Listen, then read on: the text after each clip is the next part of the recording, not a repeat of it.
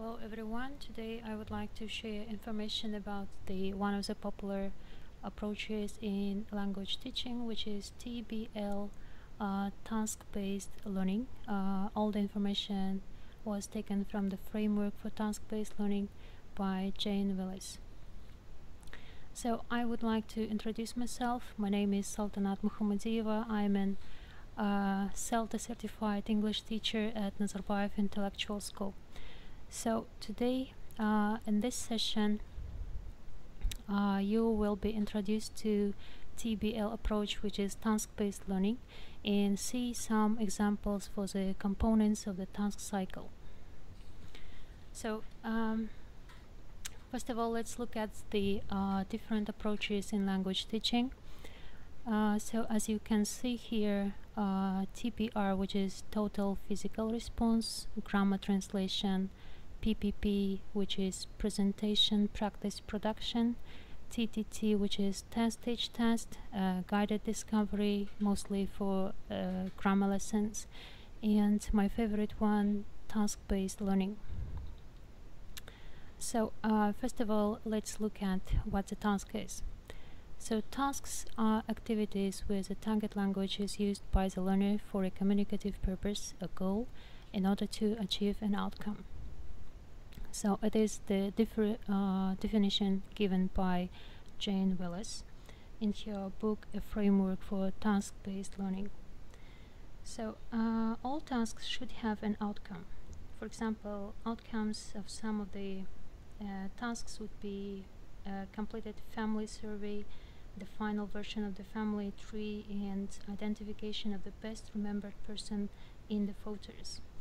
The outcome can be further built on at a later stage in the task cycle, for example, by extending the pairs family survey to the whole class to discover how many families are predominantly male or female.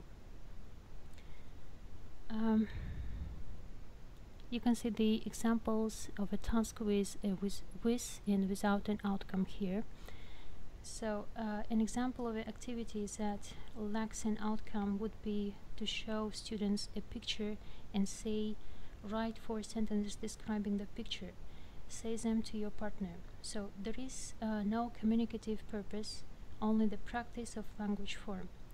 It is often possible, though, to redesign an activity without an outcome so that it has one. In that example, if the picture is shown briefly to the students, then consult the teacher that the teacher hides the picture. So the task could be from memory, write 4 true things and true false things about the picture. Read them out and to see if other pairs remember which are true and which are false. And they could work out how best to express them to challenge the memories of other pairs. The teacher can monitor from a distance, and especially in a monolingual class should encourage all attempts to communicative way of in the target language. But that is not the time for advice and correction. Learners need to feel free to experience with language on their own and to take risks. Fluency in communication is what counts here. In later stages of the task framework, accuracy does matter, but it is not so important at the task stage. Learners need to regard their errors in a positive way, to treat them as a normal part of learning. You can explain them that it's better for them to risk getting something wrong rather than saying nothing. If their message is understood, then they have been reasonably successful. If they remain silent, they are less likely to learn. All learners need to experiment and make errors. So there are 6 task types, and I would like to look at these task types briefly. So the first one is the listing. The processes involved are brainstorming, in which learners draw on their own knowledge and experience either as a class or in pairs or in small groups. The next, fact-finding, in which learners find things out by asking each other or other people or referring to books and other materials. So the outcome would be the completed list or possibly a draft mind map. The next type is ordering and sorting. These tasks involve four main processes. So the first one, sequencing items, actions or events in a logical or chronological order. The second, ranking items according to personal values or special criteria. The third one, categorizing items is given in given groups or grouping them under given headings. And the last one, classifying items in different ways where the categories themselves are not given. The next one is comparing. The processes involved are matching to identify specific points and relate them to each other, or finding similarities in things in common, or vice versa, finding differences. The next task type is problem solving. Problem solving tasks make demands upon people's intellectual and reasoning powers, and though challenging, they are engaging and often satisfying to solve. The processes in time scale will vary enormously depending on the type and the complexity of the problem. The fifth type is sharing personal experiences. These tasks encourage learners to take more freely about themselves and share their experiences with others. The resulting interaction is closer to casual social conversation in that it is not so directly goal-oriented as in other tasks. So the last task type is the creative tasks. These are often called projects and involve pairs of groups of learners in some kind of freer creative work. They also tend to have more stages than other tasks and can involve combinations of task types like listing, ordering, sorting, comparing, and problem solving. So the whole picture would like this. So also the information which was taken from the Jane Willis book. So let's look at the components of the TBL framework itself. So it consists of three parts, as you can see here: the pre-task, task cycle, language focus. So let's look at the pre-task stage briefly, where you can see the introduction to topic and task. In this stage, teacher explores the topic with the class, highlights useful words and phrases, helps students understand task instructions and prepare. Students may hear a recording or others doing a similar task. The next stage, which is task cycle, has three stages. The first one is the task itself. Students do the task in pairs or small groups. Teacher monitors and encourages stops the task when the most pairs have finished, comments briefly on the content. The next, planning. Students prepare to report to the whole class how they did the task, what they decided or discovered. Teacher acts as linguistic advisor, giving feedback, helping students to correct, rephrase, or maybe rehearse and draft a written report. And the last stage in this cycle stage is the report. Teacher selects some groups to present their reports of the task to the class orally or in a written form. Teacher acts as a chairperson, linking the contributions or summing up. Teacher gives feedback on content and form if wished. So the task cycle may be based on a reading text or listening text. It may be followed by students hearing a recording or others doing the same task. So these both give additional and related exposure. And the last stage in this last component of the TBL cycle is the language focus, which consists of analysis and the practice itself. So in the analysis, students examine and discuss specific features of the text, transcript of the recording if it was the listening. And for practice, teacher conducts practice of new words, phrases and patterns according in the data, either during or after the analysis. So you can see the components of the TBL approach here. So next, today I would like to show you the writing skill lesson, which is in TBL approach. So let's talk about the writing in the task cycle.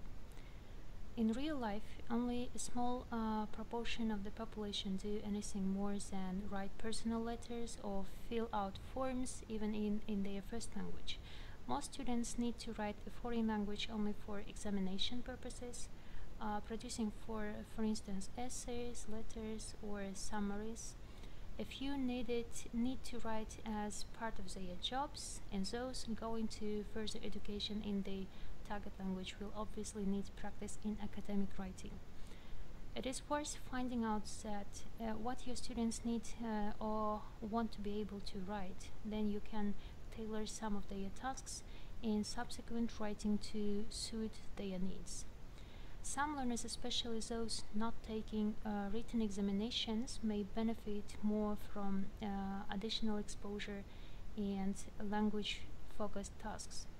Remember that many people learn a language well without ever having written anything. However, language students need to write for other reasons. It is well known that writing is in itself a learning process. It often helps people to clarify ideas or to create new ones. For learners, this process challenges their current language system. Composing in a target language often demands a restructuring language form, or it forces learners to examine aspects of their current grammatical knowledge and adapt or exploit it so it will carry the meaning they wish to express. In a task-based approach, writing constitutes a natural part of the cycle. Several kinds of writing are involved. Sometimes it is used for private notes to help students remember what was said or read, sometimes for drafting and creating, often in collaboration with others, sometimes for public consumption at the report stage. If to look at the cycle of a TBL in a writing skill lesson, it will look like this. You can see sorry, in the pre-task component, first discuss topic and situation. Teacher sets a written task which could be based on a reading text. For example, imagine the lesson where your students have to write a cover letter. For example, for applying for a job, you have to send CV and plus a cover letter. So in this stage, they will be given the cover letter as a sample. You, the teacher, have to prepare some good samples in advance. So in this case, it would be better for them to give in a written form. So let's look at the task cycle, how students work here. So students discuss tasks orally in pairs or in small groups to decide the content. What information is move on to the planning stage. Pairs draft notes, discuss the outline, write the first draft. exchange drafts with another pair, and ask them to suggest improvements. So in this stage, they have to work on the structure. They compare it with the sample structure, and then write the draft of the written assignment. The second planning stage is redrafting, checking, improving, and making final checks. Final draft is ready for the audience. In the report back, pieces of writing ready by all for a set of purpose, class discussion of findings, and summing up. So before showing or before reporting or handing in the written assignments, they have to check it again, analyze the language, check the tasks for grammar mistakes or maybe improvements in the lexical resource, and so on. So in this stage, as a last cycle, it could be the gallery reading. Students hand in the covering letters, and the teacher sticks them on the wall around the classroom. So students in a clockwise or anti-clockwise, they decide how to do it. So they move around the classroom to read each other's work. In this case, they could see the good and bad examples. For example, they could know maybe some new words or some ideas, or maybe they would notice their mistakes, or maybe their priorities. Maybe next time they are going to write the covering letter. In some cases, the end product of the task cycle must be a polished written document. So in our case, it was the covering letter. It could take also the form of a letter, story ending, list of recommendations, essays, depending on the agreed outcome of the task. This end product will first be introduced orally or through reading in the pre-task phase, then discussed as an integral part of the task stage, drafted collaboratively at the planning stage, and finalized for the report stage. So next, let's talk about the TBL advantages. As you can see in my slide, develops team and group work. As you noticed in the cycle, they have to work in pairs a lot, because they have to brainstorm ideas, they have to discuss drafting, redrafting, improving, and so on. Next, promotes communication and collaboration. Yes, when they work in small groups or in pairs, they have to communicate a lot. They have to talk to each other a lot. Knowledge is remembered more easily as learners are actively engaged. So in the brainstorming or in the discussion, it is easy to remember information. It is good for teens and adults, but not for young learners. I will explain later why not. Next, offers learners a chance for self or peer evaluation. Learners have the chance to explore the target language culture and can create original materials.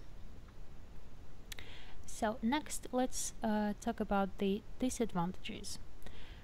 Teacher has to take into consideration many learning characteristics when forming the groups, their language level, learning style, and so on. Like learning styles, I mean type of intelligence, and also some of them can be audio, some of them can be visual, kinesthetic, and so on. But it is not the disadvantage of only TBL approach, I guess, because you have to take into consideration the language level and the learning style in all the approaches. The next difficulty with young learners, because they may be more focused on language form than on communication. Young learners have to think a lot about the task itself, but not the target language. So they are very competitive in this age, and they want to finish early and to be the first, and that is why this approach can be very difficult with young learners. The next requires a high level of creativity and initiative on the part of the teacher. Yes, teacher has to prepare a lot of materials, analysis, because the teacher has to analyze the task itself in advance before teaching students to write, or maybe to speak. So this approach can be used in the productive skills like speaking and writing. The next disadvantage is students may use their first language instead of the target language. As I mentioned before, in the cycles where you have to brainstorm, where they have to discuss, where they have to analyze the structure of the written assignment, they have to talk a lot, discuss a lot, and in this case they may use Kazakh or Russian languages instead of the English. So in this case, teacher has to monitor a lot and maybe prevent them using their first language. So if you have any questions, you are welcome to ask. If you have any comments, I would like to answer. And maybe if you want to know more about this approach, you're welcome to ask, and you're welcome to write me some emails if you want. That's it. Thank you very much.